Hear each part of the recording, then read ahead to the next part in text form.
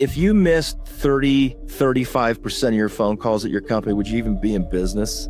No. The average office is losing $100,000 a year in treatment, and that's at $1,500 a patient. That's not counting no-shows because of schedule. That's just like basic phone skills. And AI literally, from my vantage point, like what we're tracking, it literally solves. I can't see a dental practice without an AI receptionist agent or some kind of an AI voice agent in their practice in the next 2 or 3 years and staying competitive. The statistics are super strong. It's like 70-80% of people don't even leave voicemails. They just call the next office. Welcome back to another episode of Dental Marketing Theory. I'm your host, Gary Bird. I'm the owner of SMC National, where we help offices just like yours level the playing field against the big guys out there so you can grow the way that you want.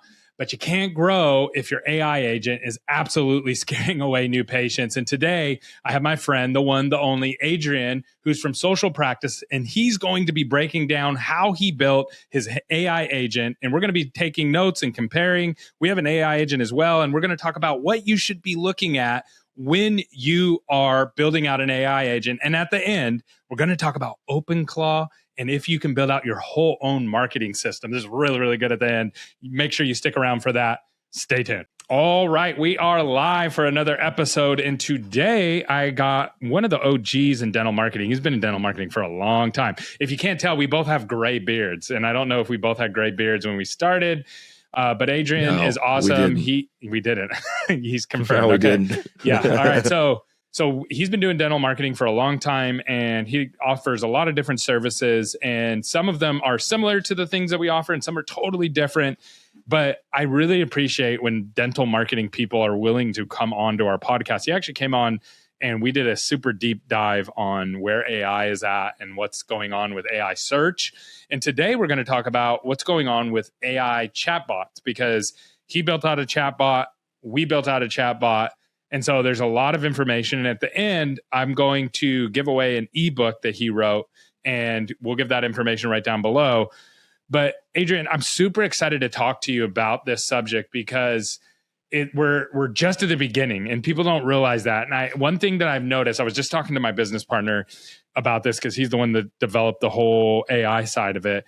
And I was telling him, I was like, everybody I talk to has been burnt by AI.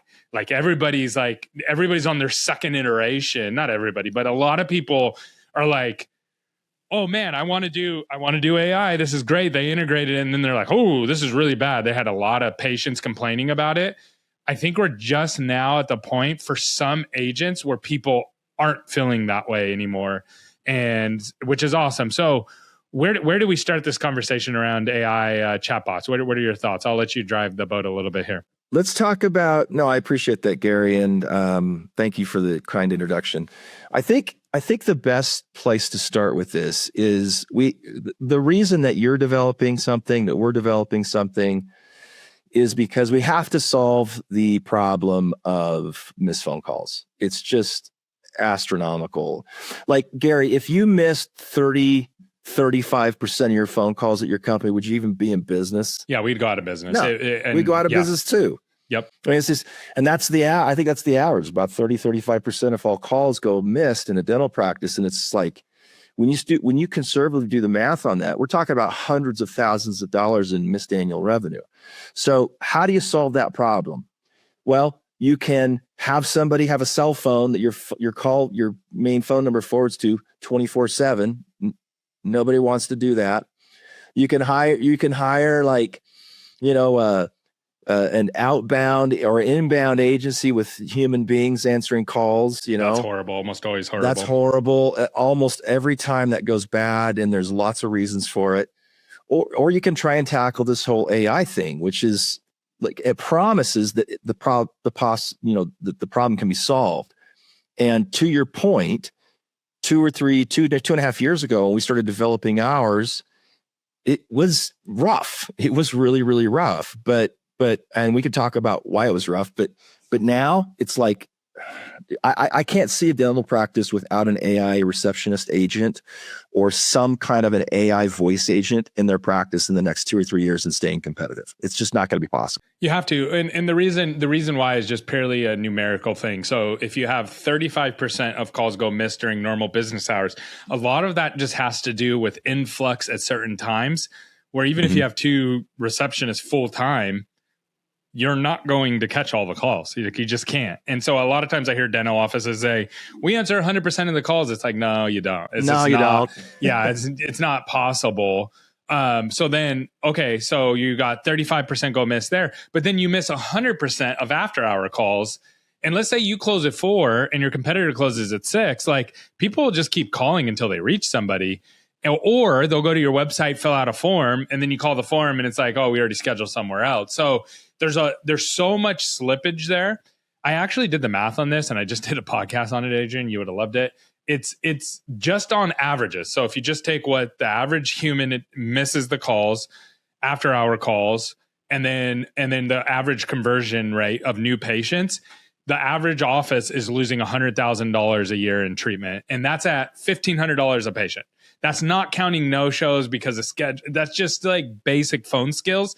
And AI literally, from my vantage point, like what we're tracking, it literally solves it. Like you never hit a voicemail again. And you can get the agent scheduling 70 to 80%, depending on some of the variables at your office, insurance, average time to appointment, those kind of things. It can make it go higher or lower. So why, like at this, and it's cheap, right? Like relatively. It's super cheap. Yeah. Super cheap. Yeah. Super cheap. So what's your data on voicemail? Because one of the thing, like, meaning how many patients actually leave voicemail now? Yeah, I don't actually know that. I just know how many are hitting it. So it's between 8 and 5 on the days that you're open. Let's say you're open Monday through Thursday, 8 to 5, 35% of those calls go missed. So now some of those are existing patients. Some of them are vendors, but just for easy math, there's still some patients in there. There's new patients in there that you're missing. So if you're spending $10,000 on marketing a month, just to use round numbers, 3,500 of that is blown on missed calls, just right off the top, which is huge. Again, to mine and your businesses, we wouldn't be able to function. Yeah, we would last maybe 3 to 6 months. And then we would start saying, man, we just don't have enough new people coming in to support what we're doing. And I think most businesses would be that way. Yeah. Dennis can ask any Gen X or millennial, if they get sent to voicemail, how often do they actually leave a voicemail? And the statistics are super strong. It's like 70-80% of people don't even leave voicemails. They just call the next office. Do you know what I say on my voicemail? My voicemail says, and I do this because don't leave a voicemail. It says, don't leave a voicemail. I do not check my voicemail. Text me or email me. And you have my number, you're calling. And if you can't text, like as soon as someone's like, I can't text you, I'm like, I don't want to talk to you. Right. Like and then if you don't know my email, then you probably, like, it's not like my email's super secret. You know what I mean? Like when we were launching this, we tried to like narrow this down to a 1-line statement that would make sense of what an AI receptionist is. And it is the new, it's not the new voicemail, but it is the thing that will replace voicemail. Voicemail's dead.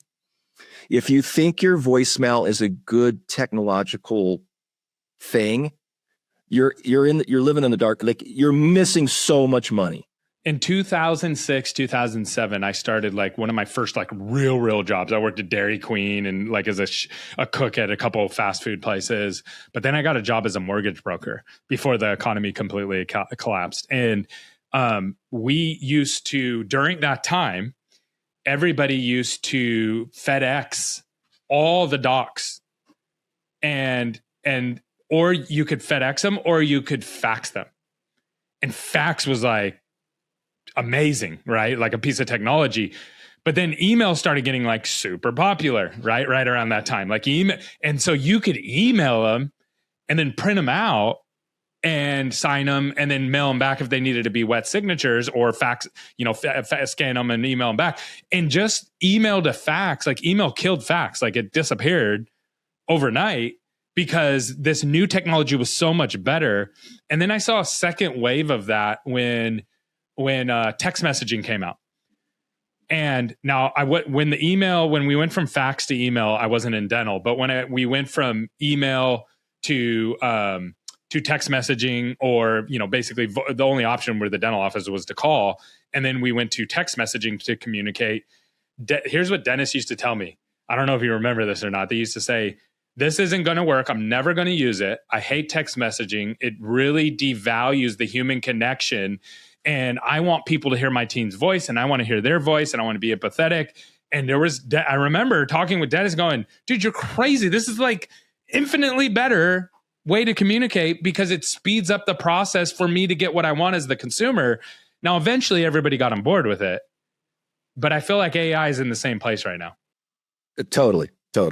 And voicemail will not be a technology anybody's using in the next few years. It's just going. It's on its way out. So how does that going to work? Well, where do you want to take this? Do you want to talk about our current state and then a little bit more and then kind of veer out, or do you want to talk about like future state of this? Let's talk about why AI receptionists.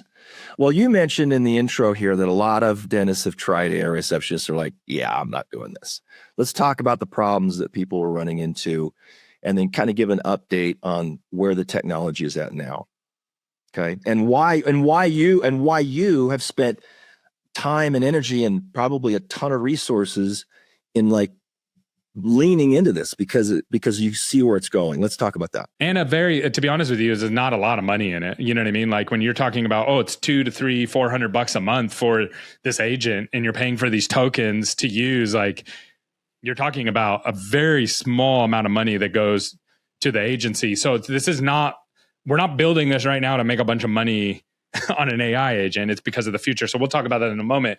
But yeah, so number one, the biggest thing was people were putting in this technology and the dentist had no idea if it was good or bad or indifferent. What was happening is we were raising the red flag to them. So we were like, hey, just so you know, you're losing, like we're tracking your AI agent. It's losing 80%, 70% of your new patients when you miss calls. So that's number one. Don't be mad at us at the end of the month. But then number two, the patients were calling the office and they would spam the office and then yell at the front desk, or the people like, your AI agent just hallucinated on me, and they want to use the word hallucinate, but just put me in this loop. And we've all had that experience before. And that was the biggest thing, I think, that dentists then were like, all right, turn it off. Yeah. There was a really big problem with latency.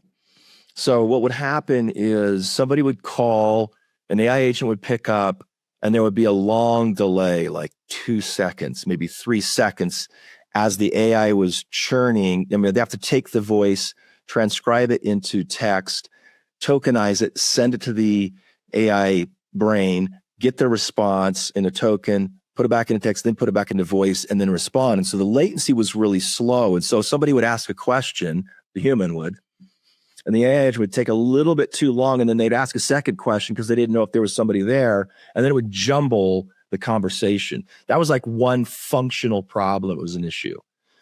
And that's pretty much gone now. I mean, the amount of investment that's gone into these large language models has sped that up significantly, so that now you actually have to train the AI agents to slow down a little bit so they sound freaking human. They're not answering too quick.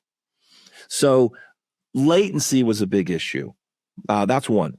A second issue that was happening was that the AI agents didn't have enough context.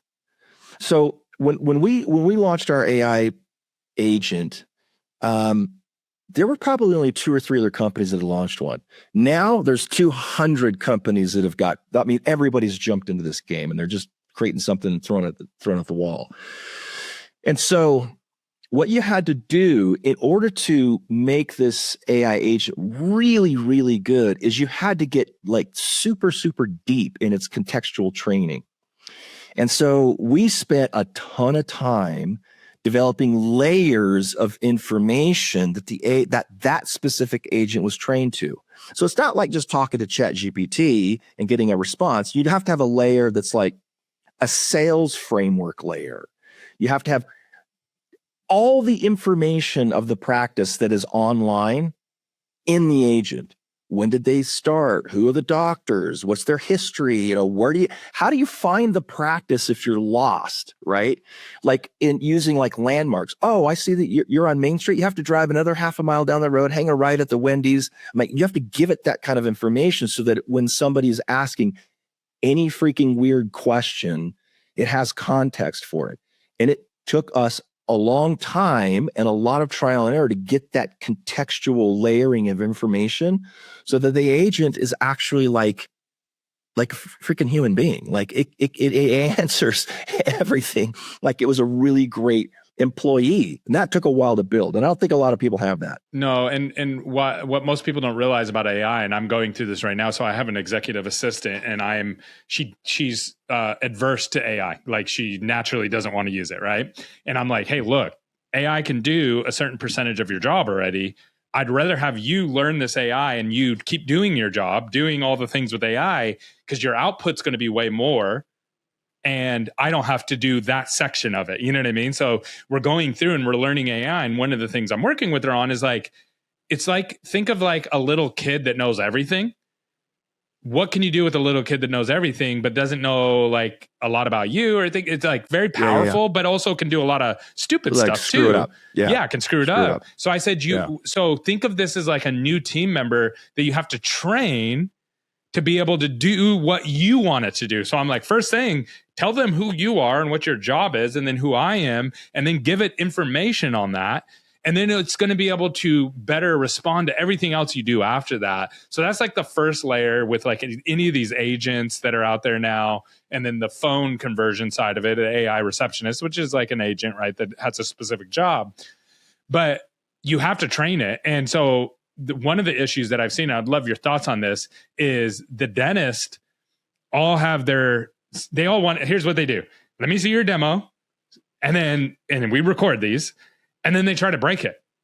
And they're asking it all these crazy dental questions. Yeah. Crazy questions. Stuff. Yeah. And I'm like, here's our rules. Like, look, we'll do a live demo with you. We'll give you the demo afterwards if you want. But if you're gonna try to break it clinically, you're gonna break it clinically. These are not trained to do anything clinical. This is trained to schedule patients and solve these little problems that they have. And we're not really interested in your scripting support on that, because you're gonna make it worse, not better. What I've seen is agents absolutely go off the rails because they allowed the dentist to give all of their opinion on how the scripting should flow. And frankly, most of the time, if not almost every single time, it ended in a net negative from an AI standpoint of being able to actually solve the problem that it was created to solve. You don't have to co-sign that statement, but what are your thoughts on that? And like, what have you seen on your end? Super, super helpful. So when you train an AI agent, it's more important to train the AI agent on what it should not say as much, or I should say that's probably more important than what it should say. So an example would be, let's say you're talking, like practices get, calls from patients all the time, just asking for the price of like an implant or whatever, right? Now, some practices may feel like they want to mention the price. Some, not my recommendation. Okay. I think there's a better way to handle that. Okay. Other practices have a sales framework, or if they don't have one, you can build one for them that basically says, here's how you handle the question of how much does a dental implant cost? It's the same SOP as training your front desk. Here's what you say. Here's a follow-up question. Here's how you get around that objection, right? So when you go in and train the agent, what you're training in is on what do you not say that is almost as important or more important than what you do say. And as soon as you start building that out, you actually, you've been in sales for freaking ever. I've been in sales. Training a salesperson is one of the most sophisticated technical skills that you can get at. Yeah, because you have to go into every layer. You have to know what's going to be asked, and then what do you say, and then what is the person going to ask 7 times after that? So, and you got to know that. So what you're doing is, if you were to think back of you training a salesperson in one of your roles and all of your jobs, you give them a sales framework that is dialed in. Now, if you're talking about a dentist office that does a good job on training the front desk, they have a sales framework. Yeah, they don't call it that. Yeah, they don't call it a sales framework. It's whatever you want to call it, but that's what it is. Okay. But when you get your front desk trained on that, if they can stick to it, they do great. And it's great for you as a marketing company because now they're converting in more of the leads that you're driving to the practice, right? But 98% of practices do a shit job at making sure their front desk sticks to a sales framework. But an AI agent can be built and it stays the same. Stays the same, yeah. So this is actually really interesting. So we started with missed calls. So AI agents can solve that. But then from there, based on how you design it, it'll either do way better than your team or it'll do way worse than your team. And it's like, well, what is better or worse? So these are just some numbers that I have. The average human, like, and how we measure this is when a dental office comes on and onboards with us, we track all of their phone conversion. Almost everybody comes on and converts new patients at 50%. That is just like baseline where people are at, right? Like, and do some come on a little bit better, a little bit worse? Sure. But what we've noticed is 50% is kind of the baseline.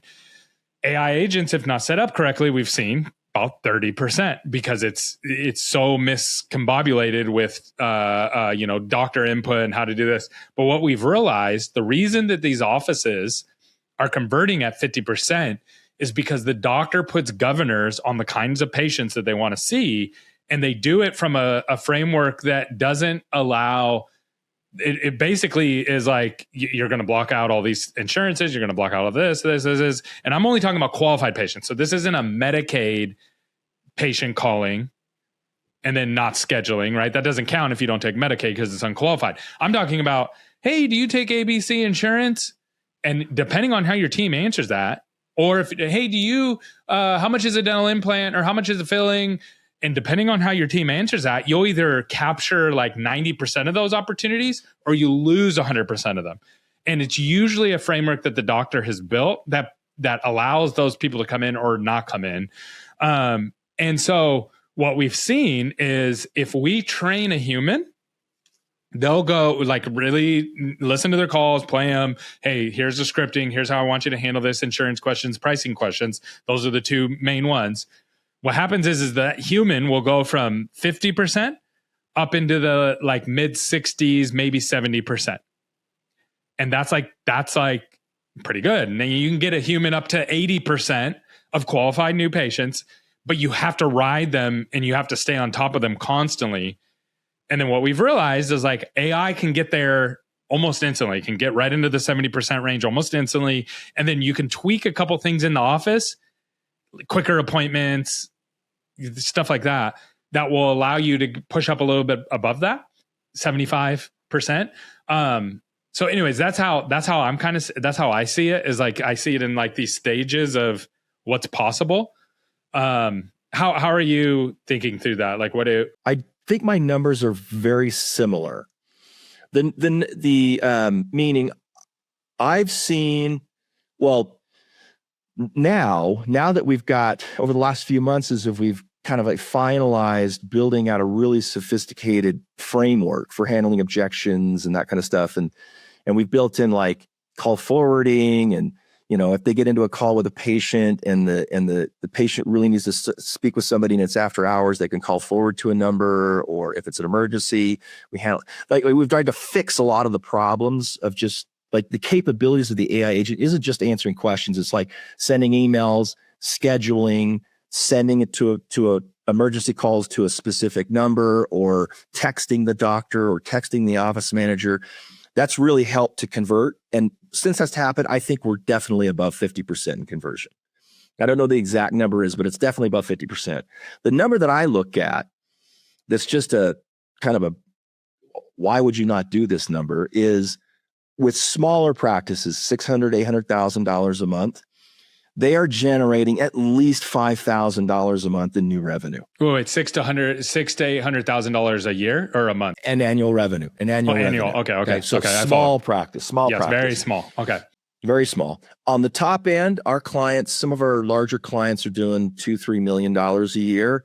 And those practices are generating $50,000 to $75,000 in new patient revenue through the AI agent. So why the hell would you not do it? It's just like, hello, you know, and these are missed phone calls. And then so let's talk about like, why wouldn't you do it? So the first question that would pop into my mind, that a dentist, once they get over the trust hump, and you can see the data, they'll go in and let's say they trust it now, they didn't trust it, they trust it now, or they're at least willing to try it, would be costs. Like, what are we talking cost wise? $500, $1,000. Well, it depends on, so the way that we bill ours is we have a flat rate.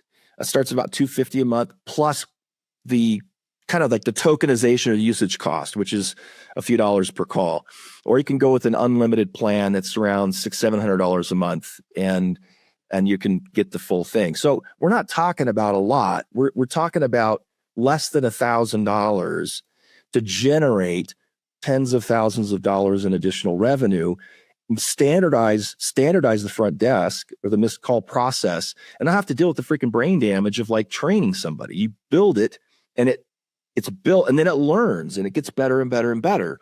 So it's not very expensive, and it really, so to us as dental marketing companies, right?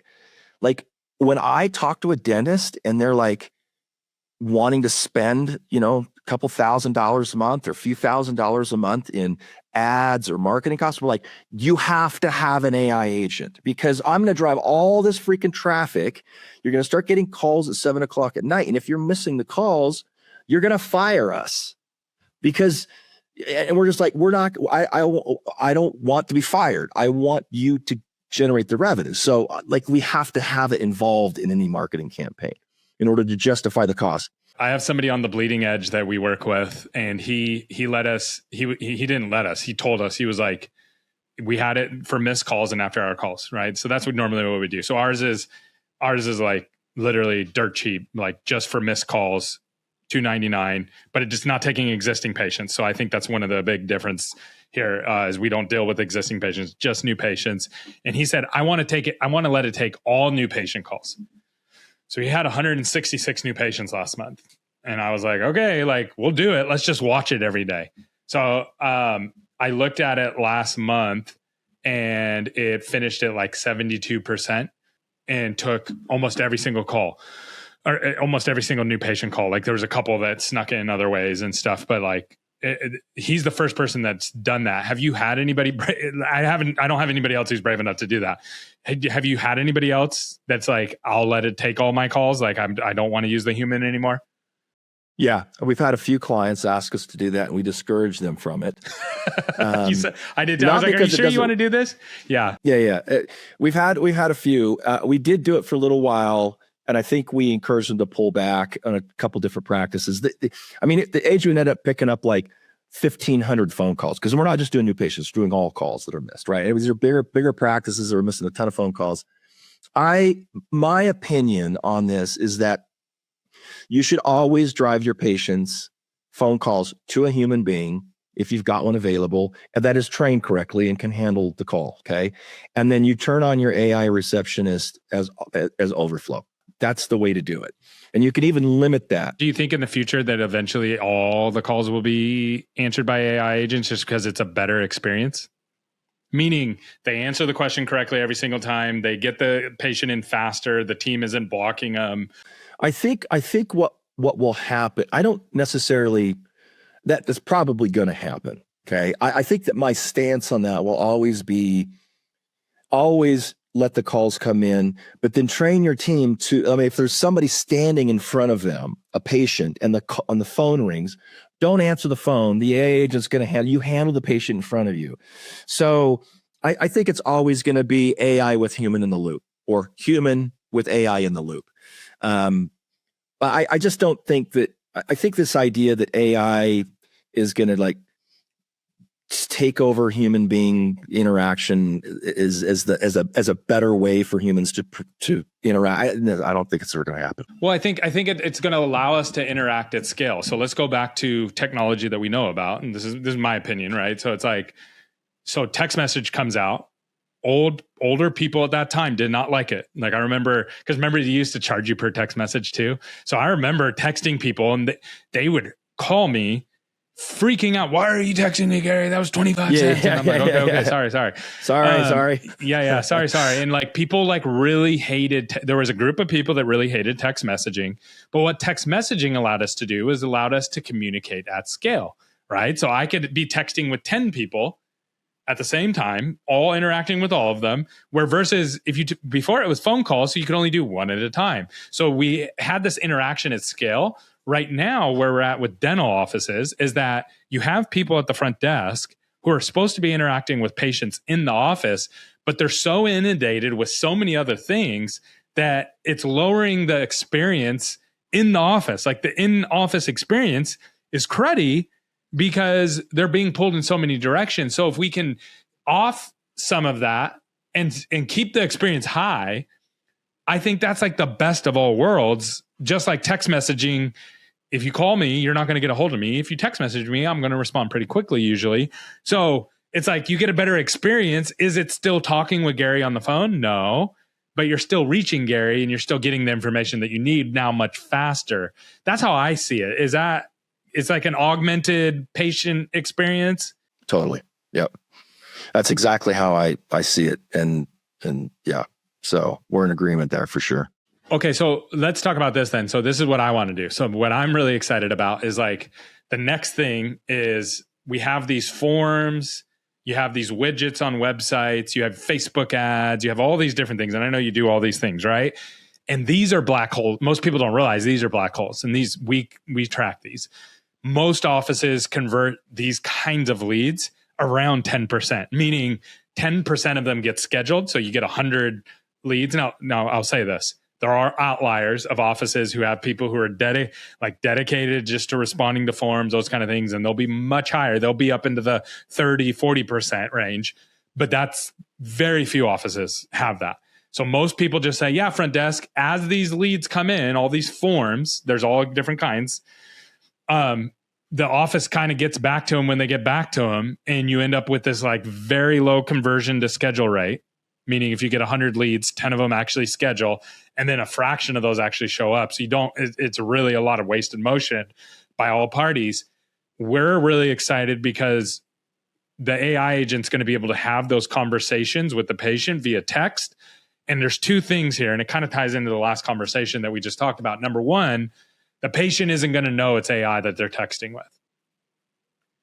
They will think it's the office. Like 100% they'll think it's the office, and they'll just be like, oh yeah, So that's number one. Number two, all of a sudden your effectiveness rate of this kind of marketing is going to go through the roof. So we're talking 3, 4, 5x based on what you're currently getting. So I'm really excited about that. And then every widget or every ad will just be integrated with an AI agent that's doing the text messaging. So that way it's like you hit the website, you got a question, boom, get your question answered, schedule, and it goes. And then you can do this with existing patients too. Same experience. The text messaging, you won't realize that you're dealing with an AI agent. So if you'll have people who unscheduled treatment, you'll have recare, you'll have, and then the next layer to that will be dynamic scheduling handling, meaning new patient calls, says, hey, I want to schedule for next week on Thursday. And we say, great, boom, boom, boom. The AI agent schedules it. Let's say, great, you're confirmed. You'll be receiving a text message 2 days before. Make sure you confirm on that. If you don't get your spot. The AI agent will reach out 2 days before via text. Hey, just wanted to confirm. You just have to give us a thumbs up that you're planning on coming still. If not, then we're going to replace your spot.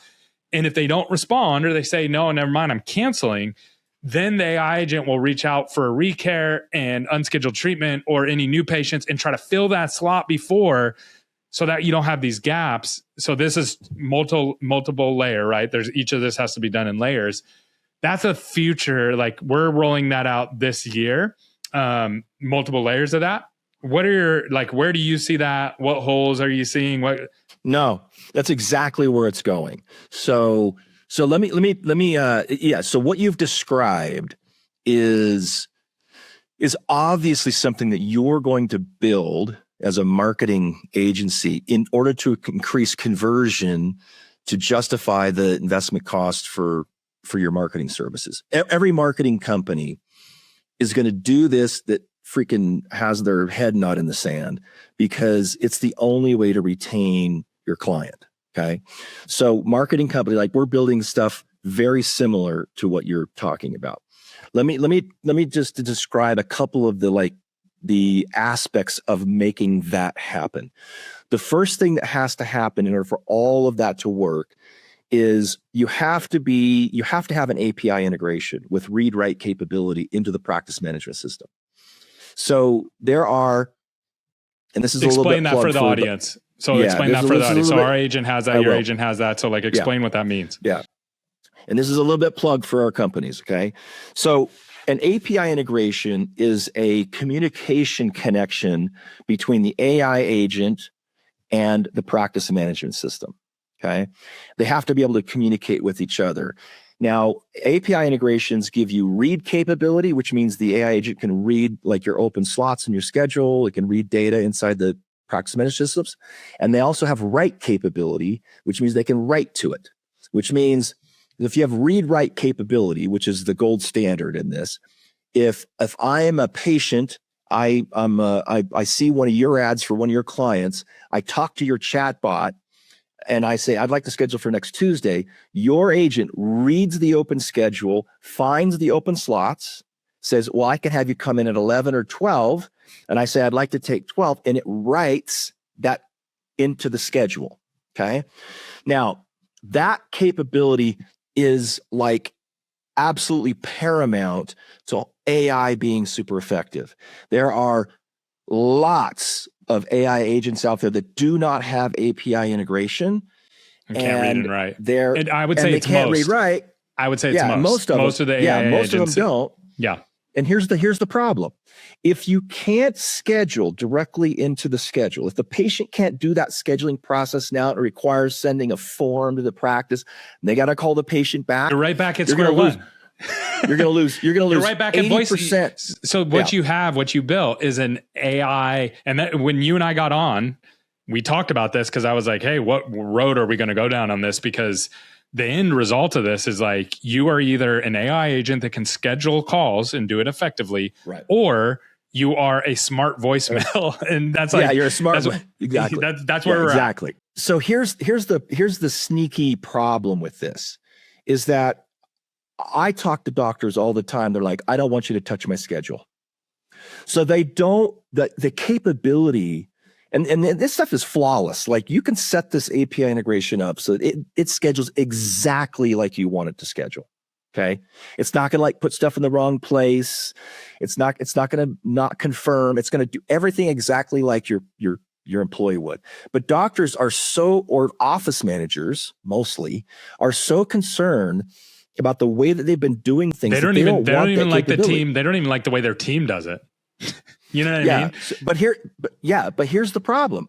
It doesn't matter what your team wants. Your patient does not want to spend more than 30 seconds to schedule an appointment. They don't want to call back. They don't want to have to get an email. They just want to like freaking see the ad, get my questions answered, and schedule the appointment. It should be as easy as ordering DoorDash.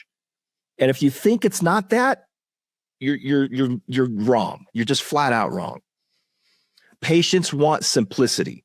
So what you're building, what you described to be as building, is a very sophisticated agent that is like deeply ingrained in the practice, understands everything, is directly connected to the practice management system, and schedules and takes over all that labor. It's like freeing up all that time. The goal of AI is, so the internet is a good example. We don't think about the internet, or electricity is another good one. We don't think about electricity. We don't ask how electricity works. We just we ask, what can I plug into it, right? And do I have the proper adapters to pull the power for this, like versus my Tesla charger at my house versus my washer versus my fridge versus my computer, right? Like that's all we ask. And then from there, we can start building amazing things. We don't think about the power grid. We don't think about any of those kind of things because it's already been built. Where AI is so new right now, everybody's like, wait, how's this going to work? How does the power grid work? Yeah, how does the power grid work, right? And it's like, okay, where we're at right now is we're asking, how does AI work? But when it's going to be effective, and I think we will get there this year with some of this, and when I say this year, 2026, is no one knows that AI is even working. It just works. And meaning the patient's interacting with it, it thinks it's interacting with the human. The office has it running on the back end to fill their schedule proactively and properly. And they don't even think about it. And they're just like, oh yeah, my day's always full. We don't have gaps in the schedule, or very limited gaps, because something's happening and these patients are getting on. Something's happening. That's when you know that you got something. Like, to me, that's the holy grail, is when no one knows what's going on. That's where it's going. Absolutely. That's where it's going. That's what you're building. That's what we're building. And that's what's going to set apart an effective marketing system versus a non-effective marketing system. It has to be, it's not just the advertising to get awareness. It's the advertising to get a butt in the chair and roll that ROI revenue back in to show what kind of money you're making. That's it. That's the new game. Well, so I got one more question for you, and this is going to be totally coming out of left field. So I'm very interested how you're going to answer this one. It has nothing to do with what we talked about, but it does have to do with AI. But before we do, how can people, I got your book down below, how can people reach out to you, get connected with you, learn more about you? So I wrote this ebook. It's just called the Beyond Chatbots. It's kind of an ebook that describes the evolution of what old chatbots were like and kind of what AI can do. It's a great ebook. I'd love for you to download it. Just put the link in the description. It's a free ebook. But my company's mysocialpractice.com. You can go to mysocialpractice.com, and in our services, there's an AI receptionist tab there that talks all about our AI receptionist. And yeah, we'd love to chat. So okay, so here's the left field question. I'm putting this at the end because if I don't have any idea what you're going to say, so maybe this won't be good content. Maybe it'll be the best content ever. So recently, a doctor posted in a Facebook group, a dental Facebook group, and I know you're not as active on Facebook, which I don't blame you. You probably have much better mental health than I do from that. But he posted, he said, hey guys, this is a doctor. I'm not sure if he's a dentist. He's some kind of doctor, and he's in all these dental groups. And he said, hey guys, I fired my SEO company. I was paying him $2,000 a month. I fired my social media manager. I was paying them like, $500 or $1,000 a month for they were just posting random stuff. And now I have OpenClaw running all of it. And it's amazing. I'm saving $3,000 a month now. And look, he posted some charts and things like that. And I asked him, I was like, number one, I've played with OpenClaw, super powerful, but it's very scary because I got banned and shut out of a bunch of things because it'll just let you do things and start building bridges. And then all of a sudden you're violating terms of services without even knowing it. And it's just like brute force. And so then I started getting banned out of things, and I'm like, okay, I got to slow down on this because I'm going to get in trouble. That's number one. Number two, I had to play with it a lot. It broke a lot, and it was wrong. Its opinions on marketing and how things should be done was wrong like 20 to 30% of the time. So meaning, the only reason I knew that is because I've been doing this forever. So I'm like, dude, that's not the play. Like, that's going to actually lose you new patients because it's just using a generic playbook, right, of what marketing is, which every dentist would end up in that camp. So I asked him, I said, hey, what's your lift on new patients? Like, great, you're saving $3,000. How much time did you put in? And then how many new patients have you got? He hasn't responded to. He's like, I'll get back to you, Gary, on that. What are your thoughts on that kind of stuff? If, first of all, the one reason you should not do anything with OpenClaw is because it's not HIPAA compliant. So there you go. Yeah. Okay. But let's say it is HIPAA compliant, or you're only using it for marketing stuff on the front end so that it's not interacting with any patient data. Okay. So bypass the most alarming red flag about OpenClaw. Let me just describe what it is so our audience understands. OpenClaw is an agentic AI system that is just blowing people's minds because it can work in the background on projects while you're asleep.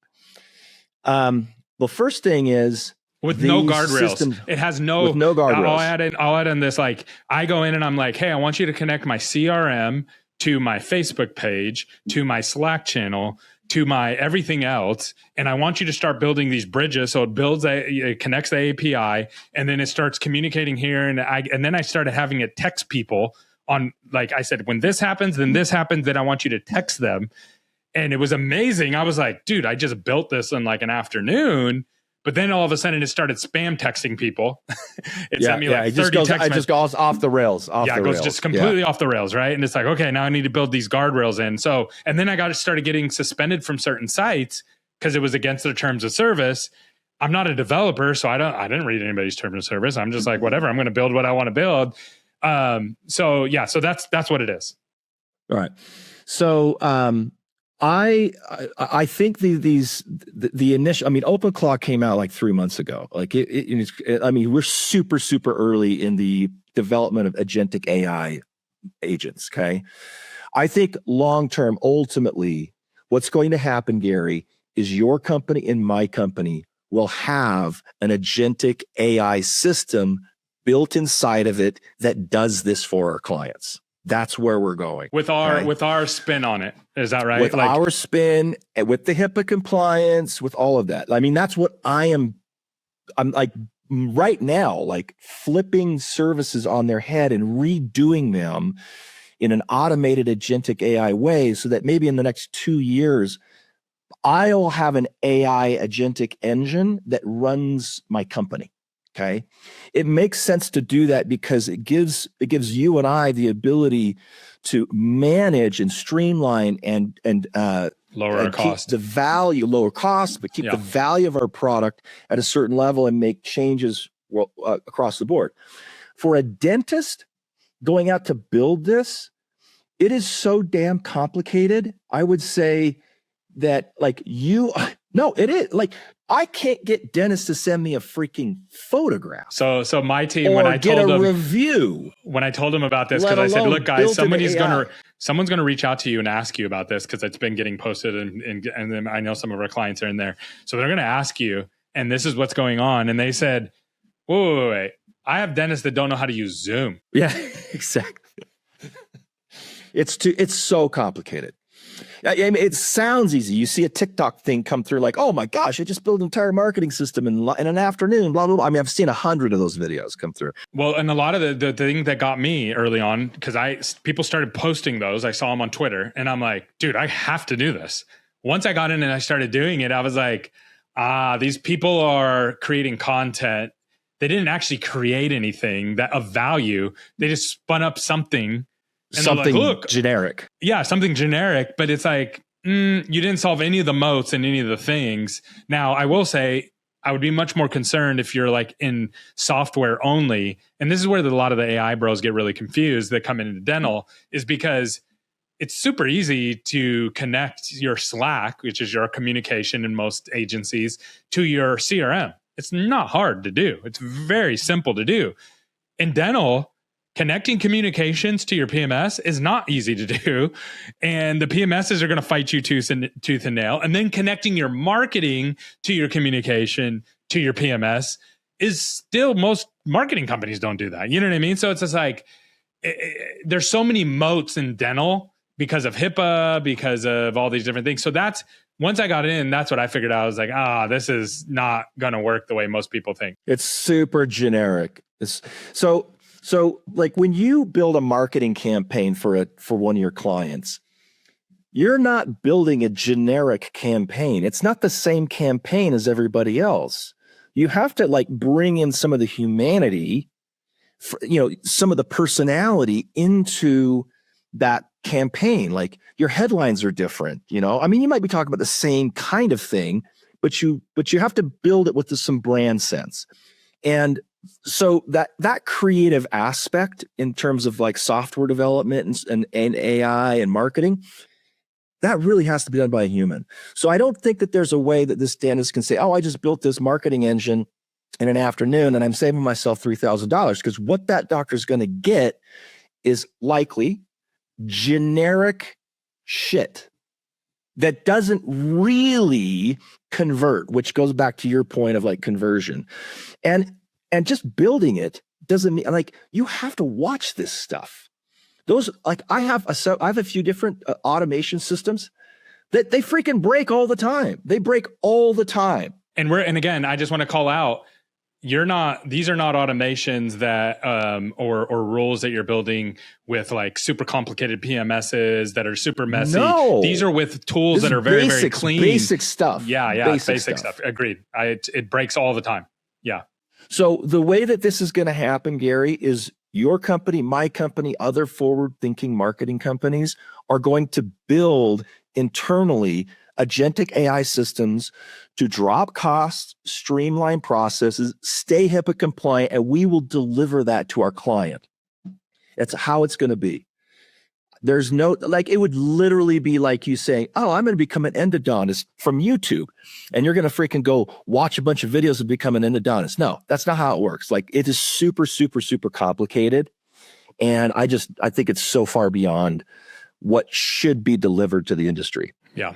I'm with you. Okay, cool. We're aligned on that. I figured as much, but I didn't know for sure where that was going to go. Well, this was a really good episode. I appreciate you coming on, and you did a great job. Make sure you check out his ebook, check out their AI agent, check out our AI agent too. Do your homework, and just make sure that you have something. It's better to have something than nothing at this point. Yeah, I totally agree. All right. Thanks so much, my friend. Such a pleasure, man. Thank you.